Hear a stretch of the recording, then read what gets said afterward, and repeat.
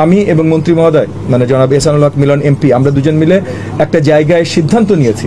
যে কারিকুলামের আমব্রেলা পুরো বাংলাদেশে সিমিলার হইতে হবে। ভুল তথ্য ভুল জ্ঞান ছড়ানোর যে একটা প্রবণতা আমরা গত বেশ কিছু বছর দেখেছি, এটা আমি শুধু মাদ্রাসার জন্য বলছি না, এটা প্রধান তো আপনার ইসের আসামি কি বলেন না, হুকুমের এক নম্বর আসামি তো ভাই প্রার্থী নিজে, যে প্রার্থী ছিলেন সে নিজে হুকুমের এক নম্বর আসামি। মামুনুল হক। দুটো জিনিস, একটা হলো প্রথমে আপনি যে প্রশ্নটা করেছেন, আমি শিক্ষা প্রতিমন্ত্রী হিসেবে আমি এবং দায়িত্বপ্রাপ্ত মন্ত্রী মহোদয় এহসানুল হক মিলন এমপি আমরা দুজন বৃহত্তর আলোচনা করেছি। আমাদের তিনজন যে সচিব আছেন স্পেশালি মাদ্রাসা এবং টিভিইটি এডুকেশন মানে ভোকেশনাল এডুকেশন যিনি সচিব আছেন ওনাদেরকে নিয়ে বৃহত্তর আলোচনা করেছি যে আমরা একই ধরনের কারিকুলামের আন্ডারে মানে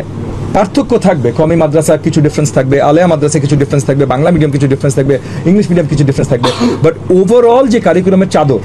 এইটা যেন সিমিলার হয় সব জায়গায়,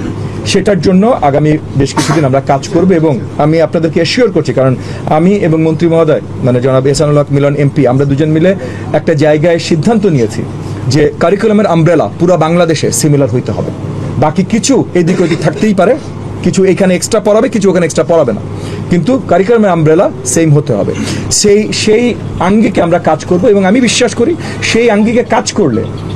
ভুল তথ্য ভুল জ্ঞান ছড়ানোর যে একটা প্রবণতা আমরা গত বেশ কিছু বছর দেখেছি, এটা আমি শুধু মাদ্রাসার জন্য বলছি না, আমি যে কোনো জায়গার জন্য বলছি, ভুল তথ্য ভুল জ্ঞান ছড়ানোর যে প্রবণতা এই জায়গাটায় আমরা অনেক দূর হয়তো সঠিক জায়গায় আনতে সক্ষম হব।